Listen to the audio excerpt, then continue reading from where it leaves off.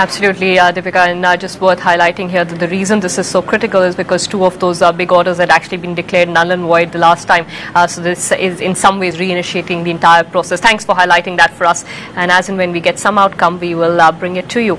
For the time being, let's switch focus back to corporates here on Power Lunch. Joining us on the show will be Nitin Shah. He's CMD of Allied Digital Services. They've recently done a round of fundraising and have a disaster recovery center coming up that they are hoping to set up. Let's bring him in. Sir, thanks so much for joining us here on the show. Let me just start with the QIP funds that have been raised for this disaster recovery center.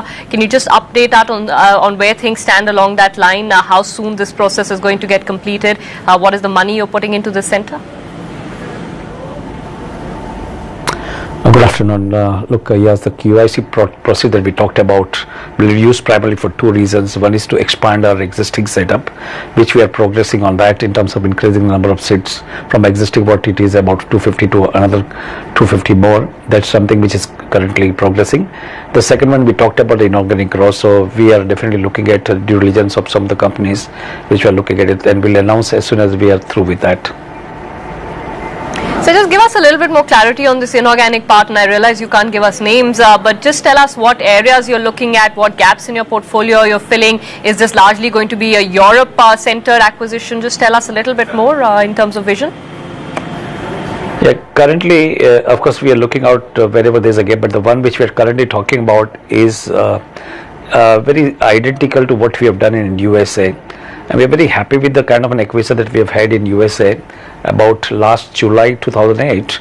Since then, what we have seen the progress is very remarkable, and we could say that we have penetrated in the entire USA, the kind of traction that's happening.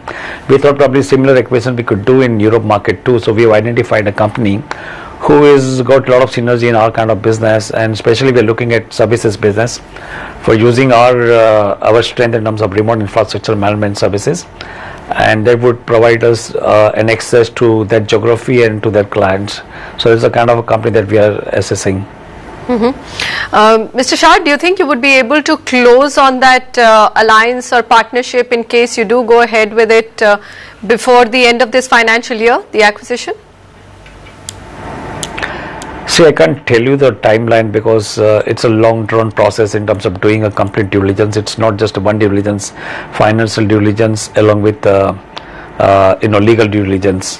What we could see that is the business due diligence that we have done. Now we are further going deep into that, and everything is fine, but I think end of this year is almost getting over. End of this financial year, I think we could be optimistic, but we'll let you know once everything is through. All right, Q2, your order book ended at about 508 crores. Could you give us a sense of how robust is it looking at the end of Q3?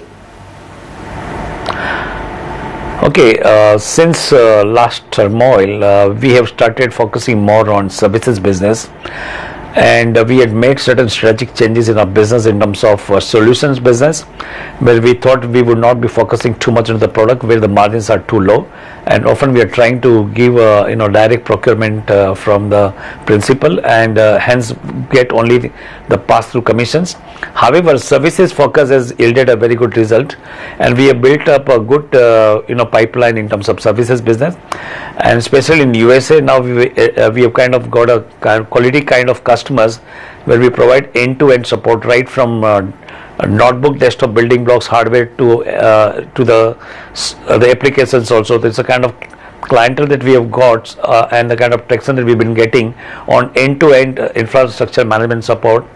We are very bullish about that, and we have also got quite a good pipeline build up for more than 400 crore for next 12 months.